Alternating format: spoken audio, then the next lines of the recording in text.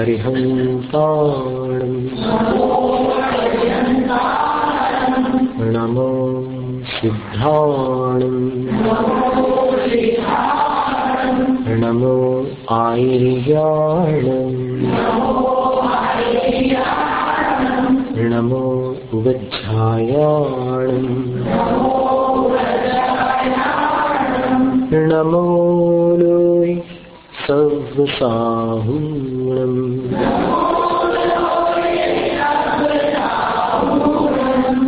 ईसु पंच नमो यारो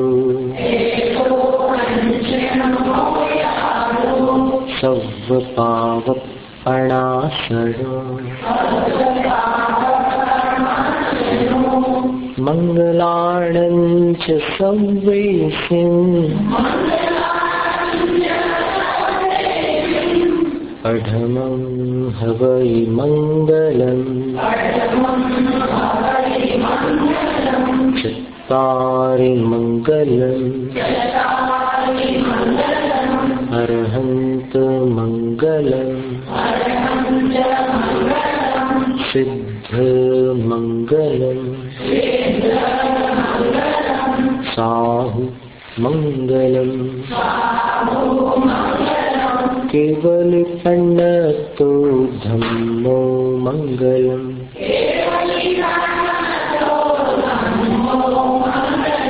चत्तारि लुगुत्तमा अरहन्त लुगुत्तमा सिद्ध लुगुत्तमा साहु लुगुत्तमा केवल पन्नतो धम्मो लुगुत्तमा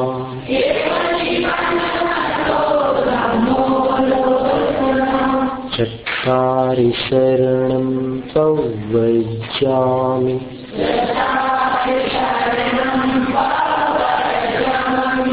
अरहन्त शरणं प्रव्रजामि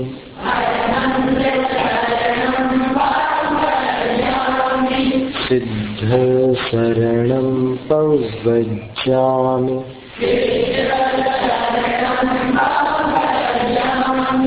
साहु शरणं प्रव्रजामि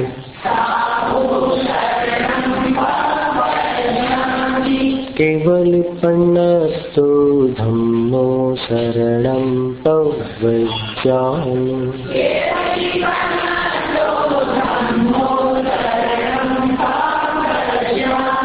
परम पूज्य देवादिदेव तीर्थंकर शांतिनाथ भगवान की, जिनवाणी माता की, आचार्य गुरु विद्यासागर महाराज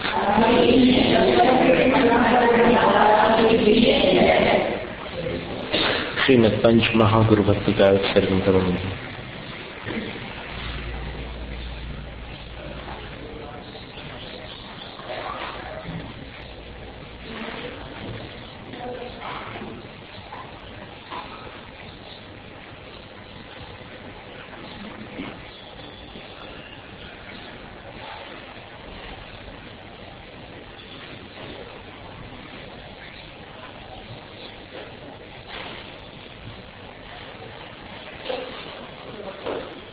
मण्यना इंद्रसूर भर्यस तत्तया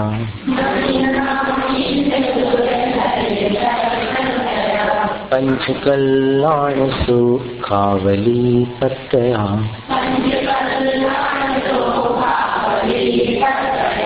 दंसनं नाणझाणं अनन्तं बलम् तेजनादिन्तु अहं वरं मंगलम्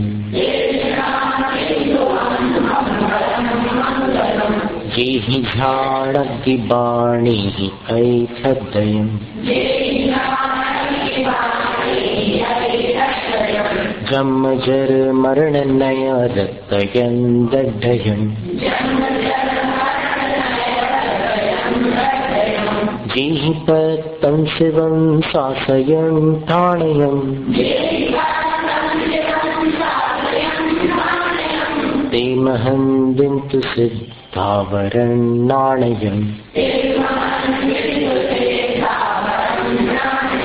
पञ्चहाचार पञ्चज्ञ संसाहया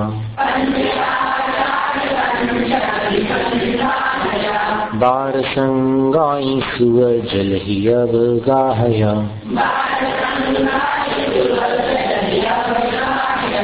मुखलक्षी महन्ति महन्ति सया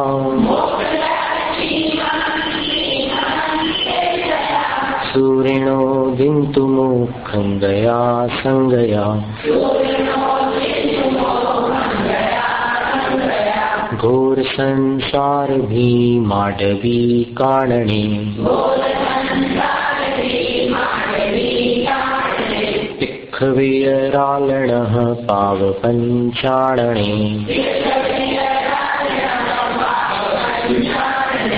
णखमगाण जीवाण पहदिशया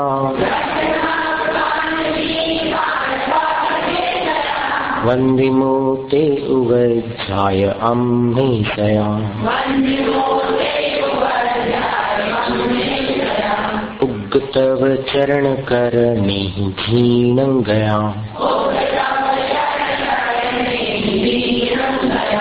धम्मवर झाण सुख एक झाणं गया निभरन तव सिरी ए समालिंगया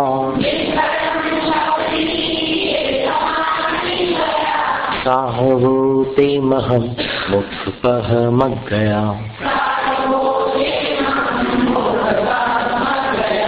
एन थो तेन जो पंच गुरु वंदे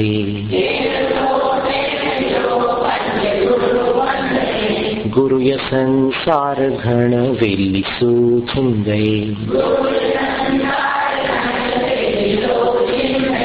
लहै सो सिद्धि सो खाई वर माणनम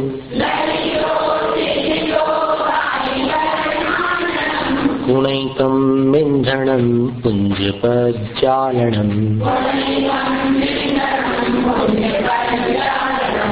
अरुहा सिद्धाइरिया वज्जाया साहु पंच परमेठी ज्ञान नमुकारा भवे भवे मम सुहंदिन्तु भिक्षां घंटे पंच महागुरु भक्ति गौ सगु गौ कशालोचे अठ महापाड़ी है संयुक्ताण अरहंताण अठ गुण संपन्नाण उड्डलोयमक्षयं पैठ्याणं सिद्धाणं अठ पवयणमौ संयुक्ताणं आयर्याणं आयारादिसुद नाणोपदेशयाणं बुद्ध्यायाणं तिर्यण गुण पालनयाणं शब्द साहूण नित्यकालम अच्छेमि पूजेमि वन्दामि नमस्सामि दुःखखौ अम्मखौ बोहिराहो सुगैगमनं समाहि मरणं ऋणगुण संपत्ति हो मध्य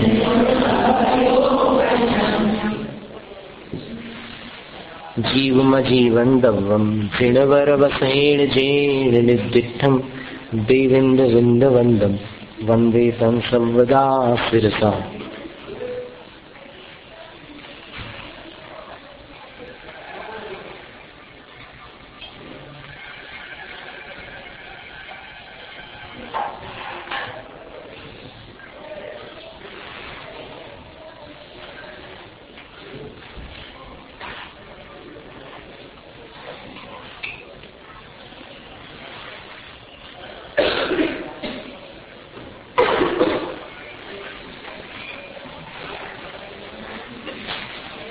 आचार्य नेमिचंद्र सिद्धांती देव द्वारा रचित यह द्रव्य संग्रह ग्रंथ प्राकृत भाषा में निबद्ध है और जितना संस्कृत में तत्वार्थ सूत्र का महत्व है, प्राकृत में द्रव्य संग्रह ग्रंथ का भी वैसा ही महत्व है।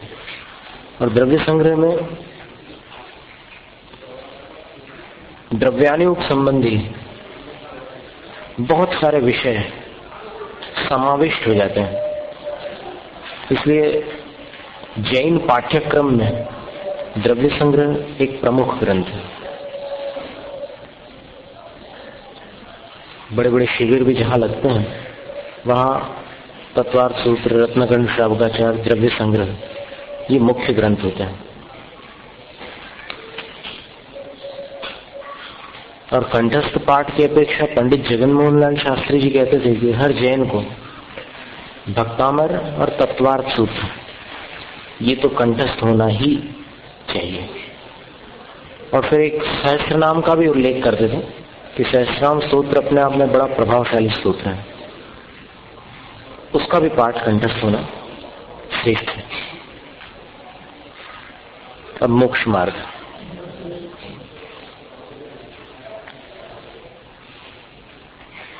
अड़तीस गाथाओं में 2 अध्याय पूर्ण हुए थे द्रव्य संग्रह के। तीसरा अध्याय है व्यवहार और निश्चय मोक्ष मार्ग का प्ररूपण करने वाला। सम्मदंसणाणम चरणम मोक्षस्य कारणम जाने व्यवहारानिच्चयदो तत्त्वमयोनियो अप्पा। सम्यक दर्शन, सम्यक ज्ञान और सम्यक चारित्र, इनको व्यवहार से मोक्ष का कारण जानो। और इन तीनों से तन्मय जो आत्मा है, माने जिस आत्मा में रत्नत्रय प्रकट हुआ है वह आत्मा ही मोक्ष का मार्ग है निश्चय से। व्यवहार से गुण को मोक्ष का कारण कहा और निश्चय से गुणी को मोक्ष का कारण कहा। गुण क्या होता है? द्रव्य की विशेषता को गुण कहते हैं। और पर्याय क्या है? द्रव्य की अवस्था को पर्याय कहते हैं।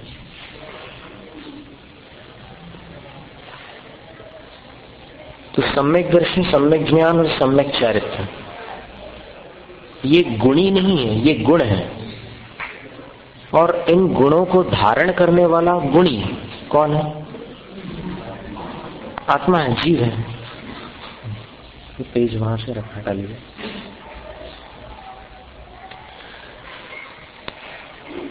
तो व्यवहार में गुण और गुणी का भेद रखता है और निश्चय ने अभेद को स्वीकार करता है। तो व्यवहार से मोक्ष का मार्ग, मोक्ष का उपाय, मोक्ष का कारण सम्यक दर्शन, सम्यक ज्ञान और सम्यक चारित्र हुआ। और निश्चय से इन 3 गुणों को धारण करने वाला गुणी आत्मा मोक्ष का मार्ग। रणत्तयुन्नवट्टै अपाणं यत् अन्नदवियम्मि तम्मा तत्तियमय्यो बोधिः मोक्षस्य कारणं आदाम। आत्मा को छोड़कर रत्नत्रय किसी अन्य पदार्थ में नहीं पाया जाता, अर्थात जीव में ही सम्यक दर्शन, ज्ञान और चारित्र पाए जाते हैं। इसलिए इन तीनों से युक्त आत्मा ही निश्चय से मोक्ष का कारण है। जिस प्रकार चावल भात का कारण है, उपादान कारण, उसी प्रकार रत्नत्रयधारी आत्मा अपने सिद्ध पर्याय का कारण है। सिद्ध पर्याय मोक्ष में है, इसलिए आत्मा ही निश्चय से मोक्ष का कारण है। फिर अब इन गुणों का विवरण करते हैं। सम्यक दर्शन क्या वस्तु है, सम्यक ज्ञान क्या है, सम्यक चारित्र क्या है। जीवादि सद्धरणम सम्मत्तं रूपमप्पणो तंतु दुरभिनिवेश विमुक्तम नाणम सम्मंकुहूरिसदिजम्मि। अपणो रूपम सम्मत्तम, ये सम्यक्त जो है ये आत्मा का ही स्वरूप है, आत्मा का ही रूप है। और जीवादिक तत्वार्थों का श्रद्धान सम्यक दर्शन। तत्वार्थ श्रद्धानम सम्यक दर्शनम। और कैसा होता है सम्यक दर्शन? दुरभिणी वेश विमुक्तम, दुराग्रह से मुक्त, दुरभिनिवेश से रहित होता है। दुरभिनिवेश है संशय, विपर्य और अनध्यवसाय, इनसे रहित होता है। और सदी जम्मी सम्यक दर्शन हो जाए तो नाणम सम्मंख होगी, उसके पास जितना भी ज्ञान हो, तुष्माश भिन्नम, इतना 6 अक्षरों का ज्ञान भी सम्यक ज्ञान की श्रेणी में आता है। और सम्यक के बिना 11 अंगों का ज्ञान भी मिथ्या ज्ञान होता है। 11 अंगों का ज्ञान, जैन आगम का ज्ञान भी मिथ्या ज्ञान है, अगर सम्यक्त्व नहीं है तो। सम्यक्त्व और सम्यक दर्शन एक ही बात है, मिथ्यात्व और मिथ्या दर्शन एक ही बात है। इसलिए इसमें आप लोग उलझना मत कि अरे ये सम्यक तो क्या चीज है, हमने तो सम्यक दर्शन सुना था। ऐसा कुछ नहीं है, दोनों एक ही है।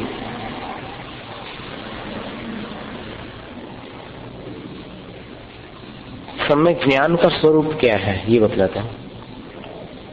संशय विमोह विभ्रम विवज्यम अपरसरुवस गहनम सम्मम नाणम सायारमणेय भेयंच।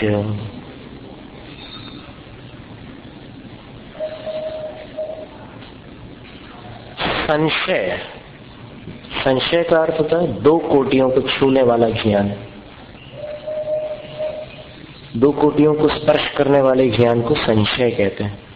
ऐसा है या ऐसा है, एक निर्णय पर नहीं आ रहा है, वो अभी दोनों को छू रहा है, ये है या वो है। वो दूर कुछ हवा में सफेद सफेद लहराता हुआ दिख रहा है, वो ध्वज है या फिर कोई पक्षी है। इस ज्ञान को संशय कहते हैं। सम्यक दर्शन होने पर ज्ञान में संशय नहीं रह जाता। तत्व कुतत्व के बारे में, देव अदेव के बारे में कोई संशय नहीं रह जाता। हे उपादेय के बारे में भी संशय नहीं रहता, ये है या ये है, ऐसा संशय सम्यक होने के बाद नहीं रहता। तो संशय 2 कोटियों को स्पर्श करने वाला ज्ञान होता है। फिर विमोह, विमोह को दूसरे शब्दों में अनध्यवसाय कहते हैं। अनध्यवसाय, अनध्यवसाय का अर्थ होता है उद्यम न करना, जानने का प्रयास ही न करना। गच्छत तृण स्पर्शवत, इसका दृष्टांत दिया है कि कोई पैरों में कुछ भी पहने बिना चला जा रहा है और कुछ पैर में कर्कश स्पर्श अनुभव में आया, अब वो जल्दी में है, उसको जाना है कहीं, तो वो ध्यान नहीं देता कि क्या था, होगा कुछ, चलो चले चलो, होगा कुछ। ये जो अभिप्राय है इसको अनध्यवसाय कहते हैं। जैसे आत्मा की चर्चा निकली, आश्रव गंध आदि के तत्वों की चर्चा निकली, अरे हमें क्या करना, होगा कुछ, जीव अजीव होंगे कुछ, हमें दूसरा काम है, तो उसकी उसमें रुचि नहीं होती, जानने का उद्यम ही नहीं करता, वो अनध्यवसाय है। तुम शरीर हो कि आत्मा हो, अरे जो भी है होंगे, क्या करना है, मतलब उसकी रुचि नहीं, उसने जानने का कोई प्रयास ही नहीं है, अनध्यवसाय। फिर संशय में क्या होता है, कांटा था या कांच था, पैर में लगने के बाद क्या सोचता है वो, कांटा या कांच। ये जो 2 को स्पर्श करता है ज्ञान, तो ये संशय कहलाता है। और फिर तीसरा जो है वो है विपर्य। विपर्य को यहाँ पर विभ्रम कहा है। विभ्रम का अर्थ होता है जो था उससे दूसरा निर्णय कर लेना। जैसे कांटा लगा था और वो अपनी बुद्धि के अनुसार सोचता है कि नहीं कांच ही लगा है मुझे। इसी प्रकार तत्व को तत्व में भी ऐसा ही निर्णय कर लेता है, अरे नहीं वो जो 9 तत्व का है वो सही है, हम ये 7 तत्व हमारे, हम नहीं मानते इनको।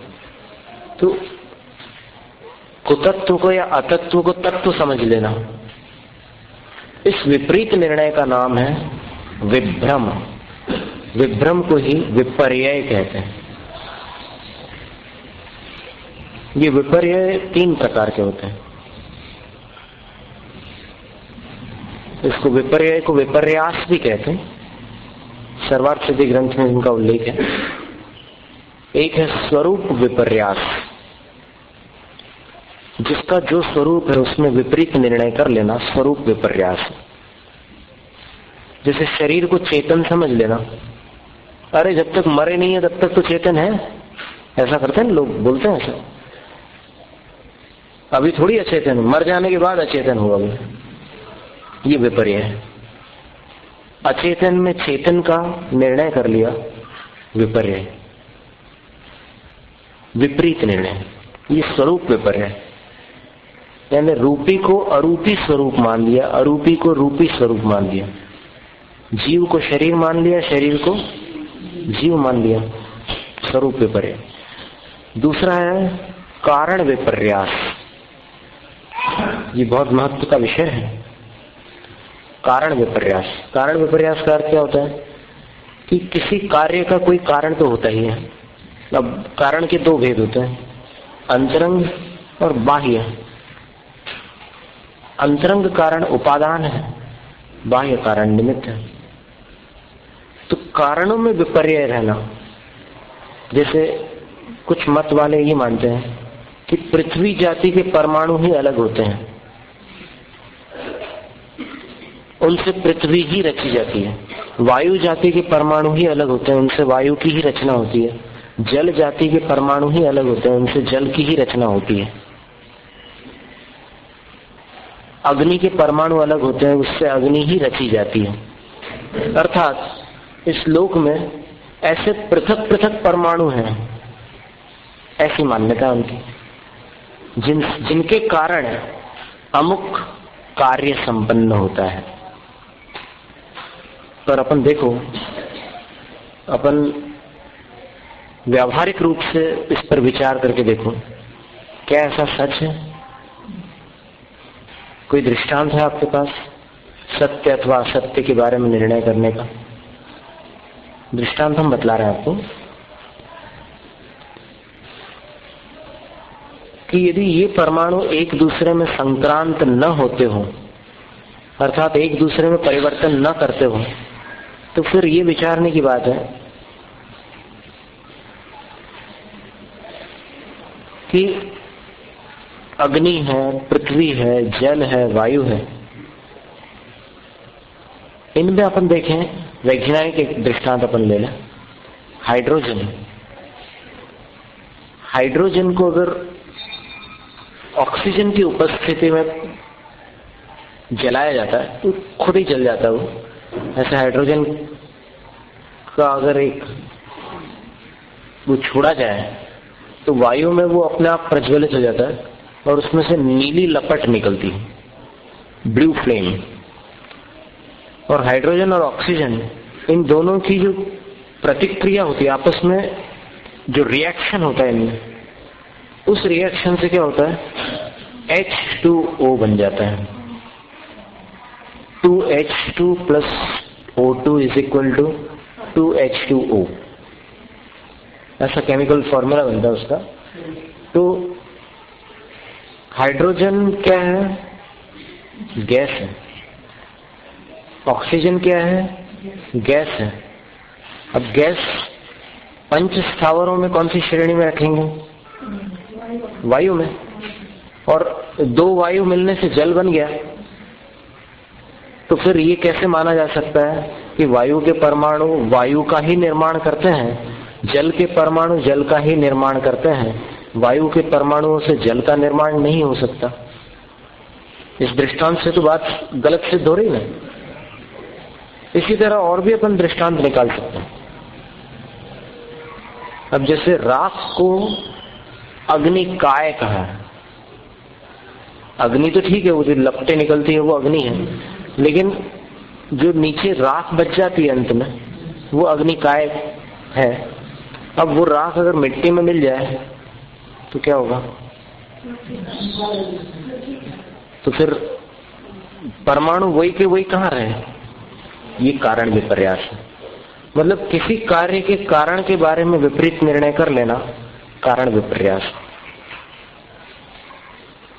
जैसे कुछ बात सुनकर के आप उदास हो गए, 10-15 दिन तक के मूड खराब हो गया। अब कोई पूछे कि क्या हो गया, तो बोले उसने ऐसा कर दिया, उसने ऐसा कर दिया, उसके कारण मैं दुखी हुआ। ये भी कारण विपर्यास है, यानी ये मिथ्यात्व की श्रेणी में चला जाता है। अगर कारणों के बारे में कोई विपरीत निर्णय हो जाए तत्व संबंधी, तो फिर वो मिथ्यात्व की श्रेणी में चला जाता है, मिथ्या ज्ञान हो गया वो। उसके कारण मैं दुखी हुआ। अब इस पर और बारीकी से विचार करो। ठीक है, व्यवहार ने तो यही कहेगा कि अमुक के कारण तमुक काम हुआ, लेकिन क्या मैं उसके कारण दुखी हुआ ऐसा एकांत है? या फिर एक दृष्टि से मैं उसके कारण दुखी हुआ, सर्वथा दुखी हुआ उसके कारण, या किसी अपेक्षा से दुखी हुआ उसके कारण? बताइए। किसी अपेक्षा से हुआ ना, क्योंकि उसने कुछ ऐसा किया जो मुझे अनिष्ट था, और मुझे अनिष्ट होने के कारण मुझे दुख हुआ। तो फिर दुख का मूल कारण कहाँ था? मेरे अंदर या उसके पास? कैसे?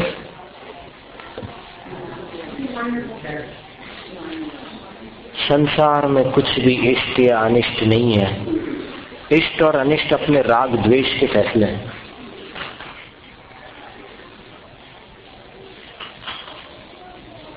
और जिसको इष्ट माना था वो न मिले तो दुख होता है, जिसको अनिष्ट माना था वो मिले तो दुख होता है। तो दुख का कारण इष्ट और अनिष्ट कहलाने वाली वस्तु नहीं, किंतु इष्ट और अनिष्ट का भेद करने वाला राग और द्वेष। यानी अपनी मान्यता से दुख होता है। अगर आप ये मानना छोड़ दो कि किसी के कारण मुझे दुख होता है, तो फिर पूरी दुनिया में कोई भी कुछ भी करे आप दुखी नहीं हो सकते। कोई ताकत नहीं है जो आपको दुखी कर सके, क्योंकि आपका विश्वास है कि किसी अन्य के कारण दुख नहीं होता। खत्म काम। बात तो नहीं करो तो व्यवस्था को बिगड़ जाती है।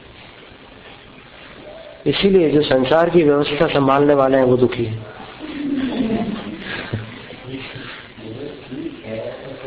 क्योंकि एक दृष्टि से देखें तो फिर आपका कथन सत्य है कि व्यवस्था संभालना तो जो जिस कर्तव्य पद पर अवस्थित है उसके लिए जरूरी है। लेकिन इसमें भी अपन रास्ता निकाल सकते हैं। कैसे निकालेंगे रास्ता? अभी जैसे कि भरत बाहुबली का एज हुआ, अगर वो ऐसा नहीं करते तो इस राष्ट्र का स्वाभिमान के हिसाब से तो वो व्यवस्था बिगड़ती थी। फिर बाद में चलेगा दिमाग क्या हुआ, कैसा क्या हुआ। पर आप बताइए उसमें किसको सुख मिला? दोनों के युद्ध में बाहुबली सुखी हुए या भरत सुखी हुए? कोई सुखी नहीं हुए। और इसमें एक विभाग अपन कर सकते हैं, एक बहुत अच्छा आइडिया है। हर काम दिल से नहीं करना और हर काम दिमाग से भी नहीं करना। जो दिमाग से करने योग्य काम है वो दिमाग से करना, जो दिल से करने योग्य काम है वो दिल से करना। आत्म कल्याण दिल से करना, पर कल्याण दिमाग से करना। कभी टेंशन नहीं आता। पर कल्याण दिमाग से करोगे कोई टेंशन नहीं होगा।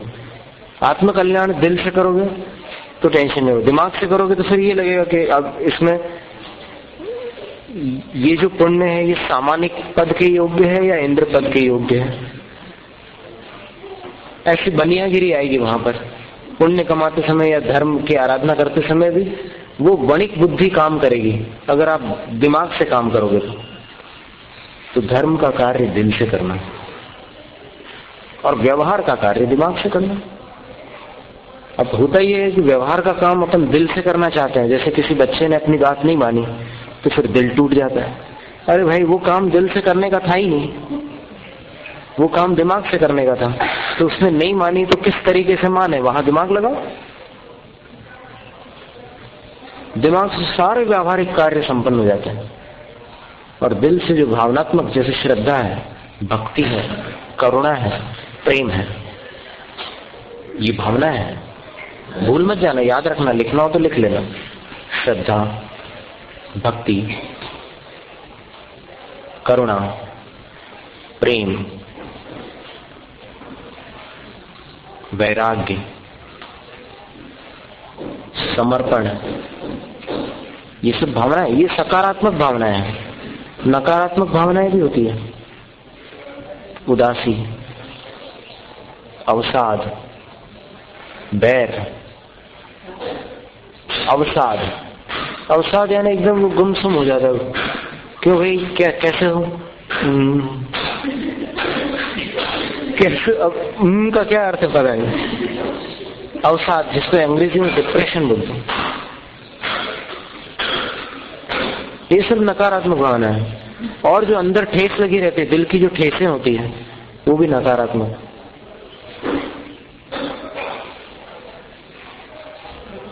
कभी कभी अपन अपने आप से नाराज हो जाते हैं, इसलिए अपना हित छोड़ देते हैं। ये देख लेना, प्रैक्टिकली देख लेना। जिस दिन आपको खुद पर गुस्सा होगा, उस दिन आप ऐसे उल्टे सीधे काम करेंगे कि बिल्कुल आपको किसी न किसी प्रकार से खुद को तकलीफ पहुंचेगी।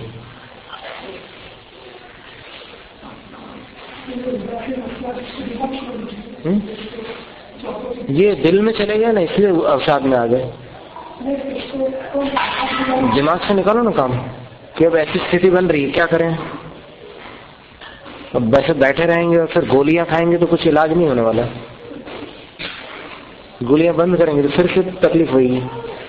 तो उसके लिए क्या करना, दिमाग लगाओ कि मैं खाली बैठता हूं तो प्रॉब्लम आता है, तो खाली क्यों बैठूंगा, मैं किसी अच्छे कार्य में व्यस्त क्यों ना हो जाऊं। खाली दिमाग शैतान का घर। अपने ऊपर अफसोस करना उसी के लिए संभव है जो फुर्सत में। फुर्सत में बैठने वाले ही खुद के बारे में कुछ उल्टा सीधा सोचकर दुखी होते हैं, और जिनके पास काम होता है, जो व्यस्त रहते हैं, सत्कार्यों में जो अपना समय लगाते हैं, उनको टाइम ही नहीं मिलता अपने बारे में अफसोस करने का। Self pity is a waste of time. Time management में ये सिखलाया जाता है कि अपने ऊपर तरस खाना समय की जबरदस्त बर्बादी है। तरस खाने का सवाल ही नहीं पैदा होता। करुणा अलग वस्तु, तरस खाना अलग वस्तु। मैंने अपने आप को इतना दीनहीन समझ लिया कि तरस खाने योग्य स्थिति आ गई। वैसी स्थिति होती नहीं कभी। अपना स्वाभिमान बनाओ, किसी और पर भी तरस मत खाओ, उसकी भी आत्मा का सम्मान करो। डॉक्टर पॉला हॉरन ने लिखा है, तरस खाना नेगेटिविटी है, नकारात्मक भावना है। यद्यपि उस पर लोग समझेंगे कि बहुत दयालु है, पर नहीं, तरस खाना दया नहीं है। तरस खाने का मतलब है कि उसको इतना तुच्छ समझ लिया, उसको इतना हीन समझ लिया कि उसके सिवाय कोई और प्रतिक्रिया नहीं हो रही है आपके अंदर, सिर्फ तरस खा रहे हैं आप। जैसे किसी शराबी को नाली के किनारे पड़ा हुआ देख कर, उसके मुंह के आसपास कुत्ते वगैरह सब कुछ भी करते चले जा रहे हैं, उसको देख करके देखने वाला तरस खाता है। तरस उस पर खाया जाता है जिसके प्रति अपने हृदय में सम्मान नष्ट हो जाता है, और डांटा भी उसी को जाता है जिसको अपन अपने से छोटा समझते हैं। बराबरी वाले को या बड़े को कभी नहीं डांटा जा सकता। अगर कोई लड़का अपने पिता को डांटता है तो वो किसी न किसी दृष्टि से पिता को छोटा समझ रहा है, तब डांट रहा है। ये मनोविज्ञान है। बहुत सारा मनोविज्ञान जीवन के प्रसंगों का विश्लेषण करने से समझ में आ जाता है कि ऐसा हुआ वैसा। अब समस्या ये है कि विश्लेषण न करने का कारण क्या है कि अपन जीवन के प्रसंगों में तुरंत भावुक हो जाते हैं। अगर भावुक न होकर बुद्धि से अपन देखें उस चीज को तो फिर विश्लेषण की क्षमता बढ़ जाएगी, रीजनिंग पावर। फिर आप तर्क से विचार करेंगे कि अरे ये क्या है। श्रद्धा में तर्क नहीं है और व्यवहार में जहां जैसी परिस्थिति है उसको उस तर्क के हिसाब से आप निकाल सकते हैं, उसमें से समाधान निकाल सकते हैं। समाधान निकालने के लिए तर्क वितर्क करना ठीक है, पर श्रद्धेय के प्रति तर्क करना ठीक नहीं है।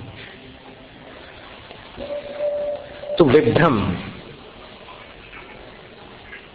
यानी विपरीत निर्णय। तो कितने प्रकार के विपर्यास हुए? कौन से? स्वरूप विपर्यास और कारण विपर्यास। फिर तीसरा विपर्यास जो है वो है भेदाभेद विपर्यास। भेदाभेद विपर्यास, भेद को अभेद समझ लेना और अभेद में भेद समझ लेना। जैसे वैशेषिक मत वाले ये मानते हैं कि ज्ञान और आत्मा अलग अलग है। ज्ञान के संयोग से आत्मा चेतन होता है, ज्ञानी बनता है। तो ये गुण और गुणी में सर्वथा भेद मान लिया तो विपर्यास आ गया। जैन दर्शन में कहा है कि गुण गुणी के बिना नहीं रह सकता। ज्ञान गुण है और गुणी आत्मा है, तो आत्मा के बिना ज्ञान नहीं रह सकता और ज्ञान रहित आत्मा नहीं हो सकता। पर उस मत में ऐसा भेद माना गया है तो ये भेद विपर्यास हो गया। फिर अभेद विपर्यास भी रहता है। अब भेद होते हुए भी अभेद का भ्रम हो जाए, जैसे शरीर और आत्मा इनमें लक्षण भेद है, द्रव्य भेद है और निश्चय से क्षेत्र भेद भी है।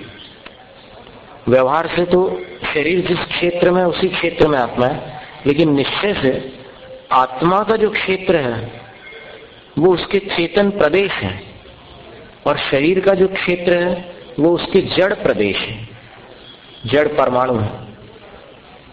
तो द्रव्य, क्षेत्र, काल और भाव चारों की अपेक्षा से शरीर और आत्मा नए दृष्टि से भिन्न है। लेकिन भिन्न को भी अभिन्न समझ लेना कि नहीं, मैं तो नहीं मानता कि शरीर और आत्मा भिन्न है। सुबह से शाम तक मेरे ही साथ रहता है शरीर और मैं इसके साथ रहता हूं। तो जब ऐसा साथ है, जन्म से मरण तक का जब साथ है, तो फिर अलग कैसे मान लें इसको? ये तो सच्चा जीवन साथी है। बीच में जो जीवन साथी रहता आते हैं वो तो कभी चले भी जाते हैं और कभी छोड़ भी जाते हैं। तो ऐसी स्थिति में शरीर ही मैं हूं। ये जो विपरीत निर्णय है ये भी विपर्यास है। भेदाभेद विपर्यास, ऐसे 3 प्रकार के दोष होते हैं। तो आत्मा और पर के स्वरूप में जब संशय, विमोह और विभ्रम से रहित ज्ञान होता है तब उस ज्ञान को सम्यक ज्ञान कहते हैं। वो साकार होता है। साकार का अर्थ है विकल्प सहित, और उसके भेद भी अनेक होते हैं, आकार सहित। एकदम प्रकाश चालू करो अपरिचित स्थान पर, तो पहला जो एहसास होता है कि कुछ कुछ है, उस कुछ कुछ है कि पहले भी अपनी चेतना कुछ काम करती है, वो है दर्शन। उसमें भेद प्रभेद नहीं आते हैं। फिर ज्ञान जो होता है कुछ है, ये ज्ञान की श्रेणी में आ गया। फिर विशेष जानने की तरफ जब झुकाव होता है ज्ञान का, तो पहला तो है अवग्रह, कुछ है, वो सफेद है, पीला है, लाल है, कुछ है अवग्रह। फिर ईहा होती है, तो ईहा में विशेष जानने की तरफ ज्ञान झुकता है।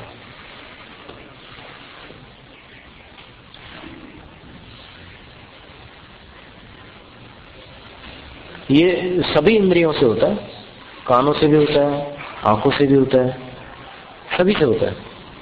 स्वाद जीवा इंद्रिय से भी होता है। मुंह में कोई चीज डाली आपने, फिर आप विचार करते हैं क्या है इसमें, क्या क्या डाला है, ये ईहा, कौन से मसाले हैं, इसमें संचर है या सिंधु, ये सब जानने में विशेष जो उत्कंठा रहती है वो ईहा है।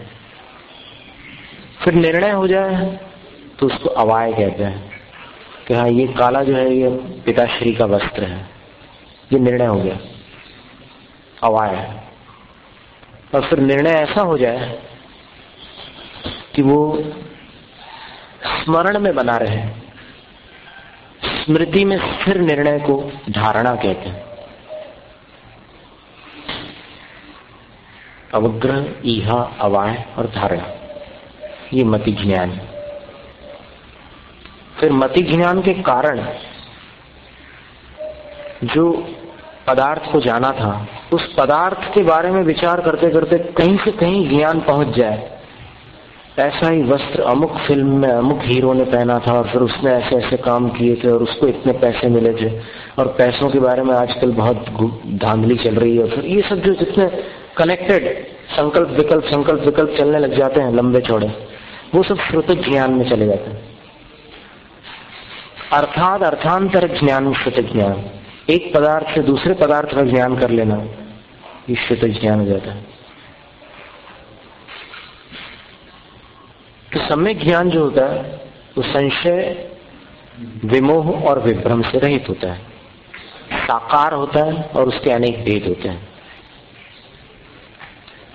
दर्शन क्या है? जनसामण्यम गहनम भावाणम नेव कट्टुमायारम अविशेषी दूण अट्ठे दंसन मिदिभण्डई समय। जो पदार्थों का सामान्य ग्रहण है, उनके आकार प्रकारों का भेद न करते हुए जो पदार्थों का केवल सत्तावलोकन रूप देखना मात्र है, उनके भेद प्रभेदों को न ध्यान में लाते हुए केवल एक सत्ता मात्र का अवलोकन, उसको शास्त्रों में दर्शन कहा है। दंसन पुग्वं नाणम छदुमत्थाणम न दुन्नीवोगा जुगवंजम्मा केवली नाहे जुगवंतु ते दूवी। छद्मस्त जीव, जिनको अभी केवल ज्ञान नहीं प्राप्त हुआ, उनको छद्मस्त कहते हैं। तो छद्मस्त जीवों को दर्शन पूर्वक ही ज्ञान होता है। पहले दर्शन होगा फिर ज्ञान होगा। न दुन्नी होगा और एक साथ दर्शन ज्ञान नहीं हो सकता। जब दर्शन होगा तब दर्शन होगा, तब ज्ञान नहीं होगा। जब ज्ञान होगा तब ज्ञान होगा, दर्शन नहीं होगा। एक साथ नहीं होगा। 12वें गुणस्थान तक ज्ञान और दर्शन क्रमशः होते हैं। ज्ञान दर्शन, ज्ञान दर्शन, ज्ञान दर्शन, ऐसा क्रम चलता रहता है। पहले दर्शन फिर ज्ञान। पहले दर्शन बोल तो रहे, अभी हमने पूर्ण विराम नहीं लगाया था। दर्शन पूर्वम नाणम, दर्शन पूर्वक ज्ञान होता है। एक साथ दोनों नहीं होते। और केवली ना है ते दो विजुगवंत, परंतु केवली भगवान में, केवली नाथ में, जिनेन्द्र भगवान में दोनों साथ में होते।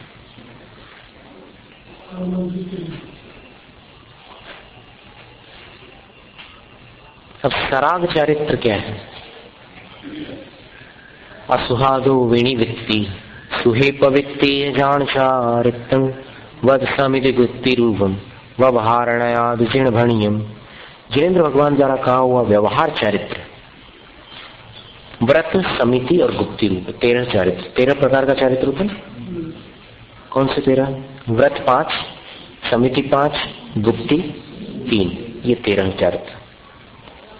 अब इसमें मुख्यता किसकी रहती है? अशुभ का त्याग और शुभ का ग्रहण, अशुभ से निवृत्ति और शुभ में प्रवृत्ति, ये व्यवहार चारित्र हो गया। यानी 5 पापों को छोड़ दिया, 5 व्रतों में प्रवृत्त हो गए, 5 असावधान चेष्टाओं का त्याग कर दिया और सावधानी पूर्वक चेष्टा में लग गए, समिति। मन वचन काय को रोक दिया, स्थिर कर लिया,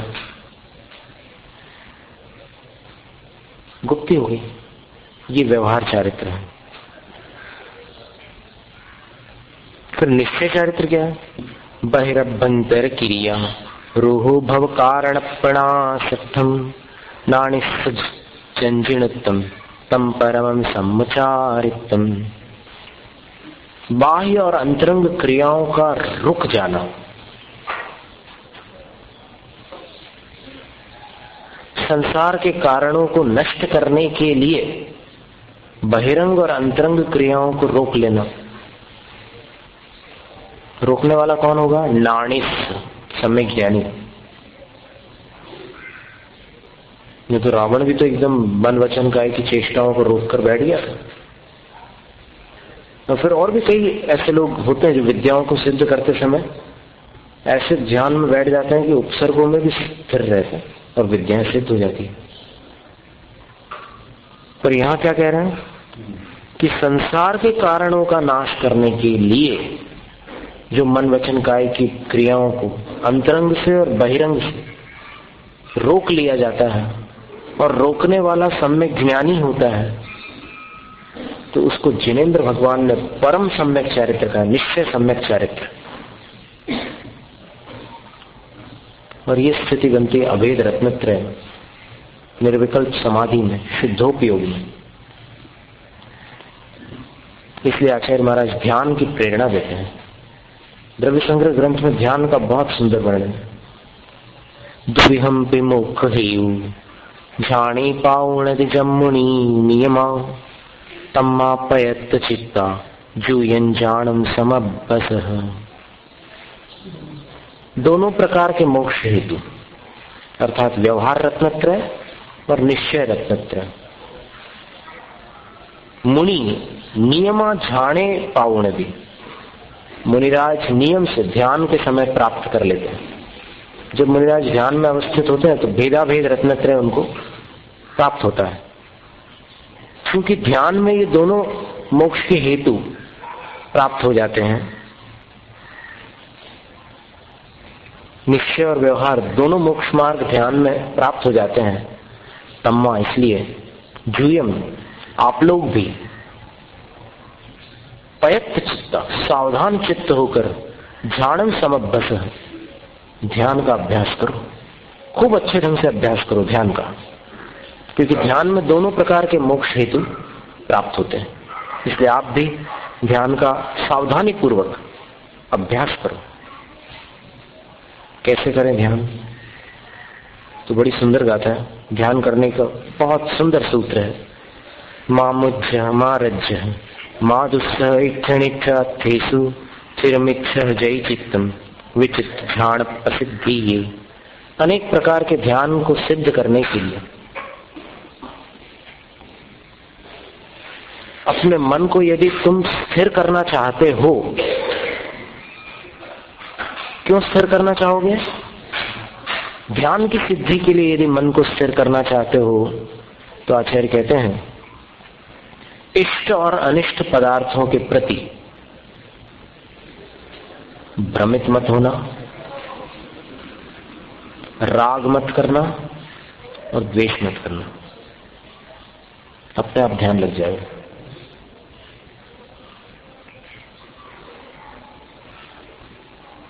मोह, राग और द्वेष को छोड़ दो इष्ट और अनिष्ट वस्तुओं के प्रति। बस ध्यान का यही उपाय है।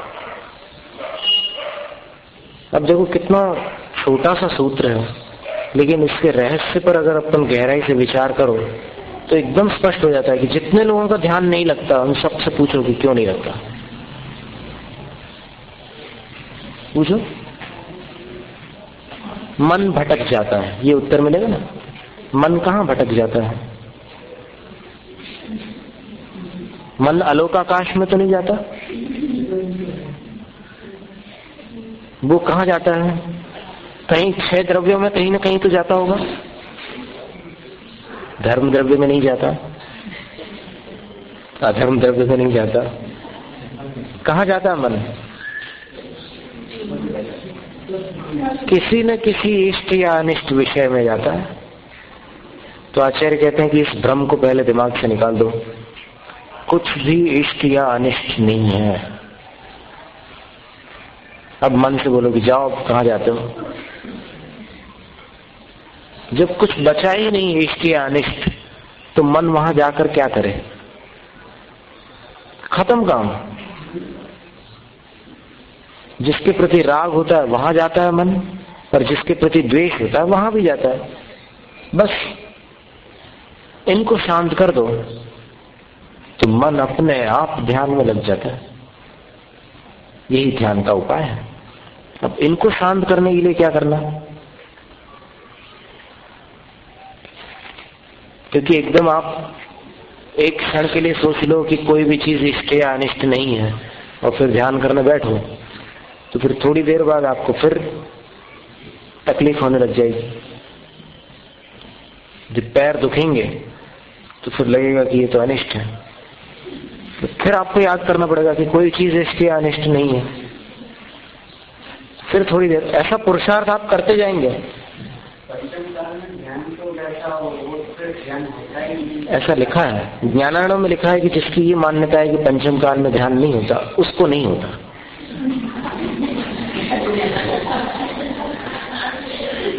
पंचम काल में शुक्ल ध्यान नहीं होता। जिसने जन्म लिया पंचम काल में, उसको शुक्ल ध्यान नहीं होता। पर धर्म ध्यान का कौन निषेध कर रहा है? जो होता है वो तो करके बताओ। फिर जो नहीं होता उसकी चर्चा बाद में की जाएगी। जो हो सकता है वो तो करो।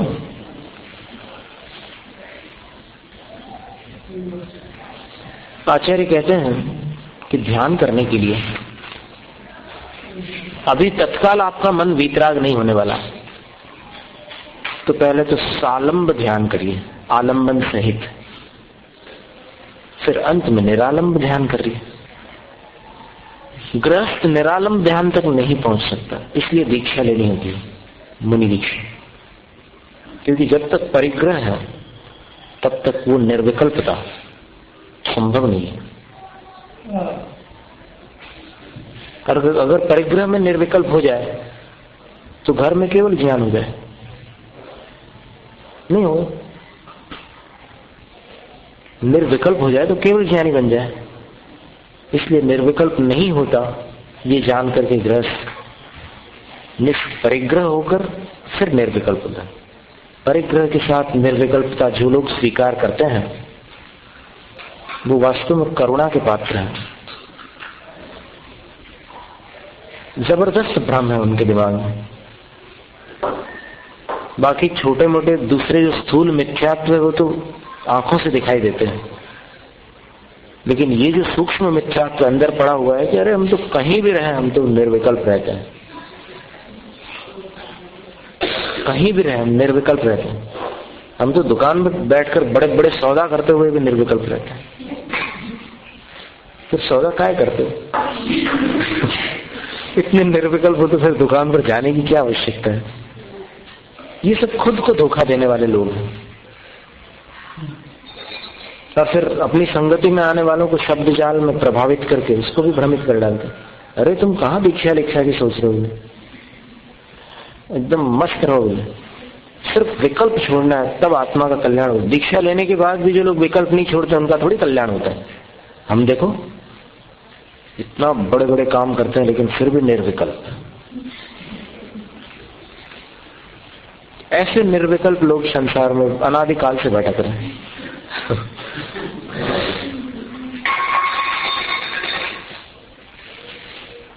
वास्तव में देखा जाए तो उनको संसार के जो दूसरे क्रियाकलाप हैं उनके बारे में हित और अहित का कोई विकल्प नहीं है, अथवा ये कह रहे हैं कि उनको अपनी आत्मा के हित का कोई विकल्प या विचार नहीं है, इस अपेक्षा से निर्विकल्प कह सकते हैं। वास्तव में निर्विकल्प किसको कहो? विचार रहित होना निर्विकल्पता नहीं होती। विकल्प का अर्थ है अहंकार, अहंकार को विकल्प कहा है, और संकल्प का अर्थ है ममकार। मैं करना विकल्प है, मेरा मेरा मेरा करना संकल्प है। मैं को अहंकार कहते हैं। अब अहंकार और अभिमान में अंतर है। अभिमान में अपने को बड़ा समझा जाता है, लेकिन अहंकार में बड़ा और छोटा दोनों समझा जा सकता है। मैं गरीब आदमी हूं, मैं बहुत बीमार हूं, मैं परेशान हूं, ये सब अहंकार है, ये सब विकल्प है। इसलिए छैड़ाला में कहा ना, मैं सुखी दुखी मैं रंग कराऊं, ये विकल्प है। तो उसमें दुखी भी आ गया ना। नहीं तो अब अभिमान की अगर बात करें तो फिर कोई दुखी व्यक्ति अभिमान करता है कि मैं दुखी नहीं। लेकिन मैं शब्द आया इसलिए अहंग, मैं दुखी, वो मैं कर रहा है कि नहीं कर रहा है? कर रहा है तो अहंकार, करना है ना कार, घय प्रत्यय कर दिया क्री धातु में, क्री करने में, तो फिर कार पुल्लिंग शब्द बन गया अहंकार।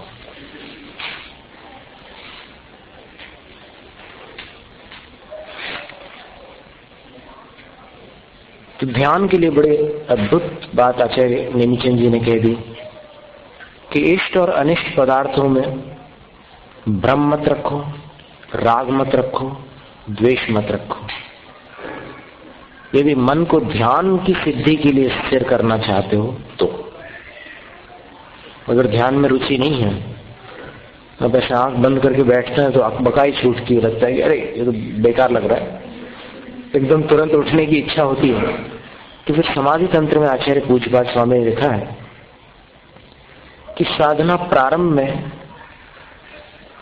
कष्टकारी प्रतीत होती है, पर एक बार अगर उस धारा में आप आ गए, ध्यान की रुचि आपके अंदर जागृत हो गई और ध्यान की साधना करते समय आपको रस आने लग गया, तो फिर ध्यान छोड़ने में आपको तकलीफ होगी। फिर अंदर जाने में आनंद होगा, बाहर आने में कष्ट होगा। शुरू में क्या होगा कि अंदर जाने में कष्ट होगा, बाहर रहने में आनंद आएगा, लेकिन बाद में पता चलेगा कि वास्तविक आनंद तो यहाँ है, भीतर है। तो उसके लिए 3 बातें कहती, मोह मत करो, राग मत करो, द्वेष मत करो, ध्यान अपने आप लगेगा। पर फिर ढोंग भी मत करो। सब मोह की सब साधन सामग्री अपने पास रख करके बोलो कि मेरे पास मोह नहीं है, मैं निर्मोह हूं। तो निर्मोह है तो फिर वो इन वस्तुओं को मोह है क्या आपके साथ, आपके पीछे लगी है? देखो, या तो आपका मोह है धन दौलत से, या फिर धन दौलत का आपके प्रति मोह है। नहीं तो दोनों का साथ कैसे हो सकता है बताइए? एक के अंदर तो लगाव होगा ना। अगर दोनों को लगाव नहीं है तो फिर साथ में कैसे रह सकते हैं? नहीं रह सकते, पृथक हो ही जाएंगे। और मान लो 1 दिन साथ में रह जाए, 2 दिन रह जाए, जीवन भर कैसे साथ निभेगा? नहीं।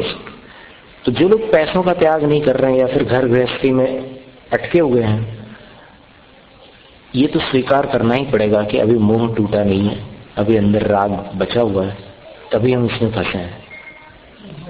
राजा जनक का दृष्टांत आता है ना कि एक व्यक्ति आकर के बोलता है कि आप तो विदेही कहलाते हैं, और जनक की पुत्री को वैदेही कहते थे, सीता जी को। तो आप विदेही कहलाते हैं क्योंकि आप राजा होकर के भी विराग है, राग से रहित है। ये कैसे संभव है? मेरे मन में शंका हुई, मैं आपसे अभयदान पूर्वक इसका समाधान चाहता हूं, क्योंकि आपके प्रति मुझे शंका हुई कि आप राजा होकर के निर्मोह कैसे हो सकते हैं, राग रहित कैसे हो सकते हैं। मैं तो दीक्षा लेना चाहता हूं, लेकिन फिर भी परिवार वाले मुझे नहीं छोड़ते। तो फिर राजा ने ऐसे कोई खंबा अपने हाथ में पकड़ लिया और कहा कि पहले मेरे हाथ को इस खंबे से अलग करके बताओ, फिर मैं तुम्हारे प्रश्न का उत्तर देता हूं। तो उसमें काफी शक्ति लगाई, लेकिन राजा बहुत मजबूत था, तो राजा की पकड़ को वो छुड़ा नहीं सका। फिर राजा पूछते कि अच्छा तुम ही बताओ कि ये हाथ कैसे अलग हो सकता है। तो बोले आप ढीला छोड़ दो तो अलग हो सकता है। तो राजा उससे कहते हैं कि देखो, तुम्हारे परिवार वालों ने तुम्हें नहीं पकड़ा, तुम्हारे मोह ने परिवार को पकड़ा है। अब तुम अगर मुझसे पूछो कि मैं कैसे छूट सकता हूं, तो तुम छोड़ दो तो छूट सकते हो। बोलो तुम खुद नहीं छोड़ रहे हो और फिर उनको दोष दे रहे हो कि परिवार वाले मुझे नहीं छोड़ रहे। कोई किसी को नहीं पकड़ता, खुद मोह छोड़ दे तो कोई ताकत नहीं है पकड़ने वाले, छूटा छूटा है। तो अब इसके बाद मंत्रों का ध्यान जो है उसकी चर्चा आगे आने वाली है। 48 गाथाएं हो चुकी हैं। जावाणी के ज्ञान से सूझे लो कालो,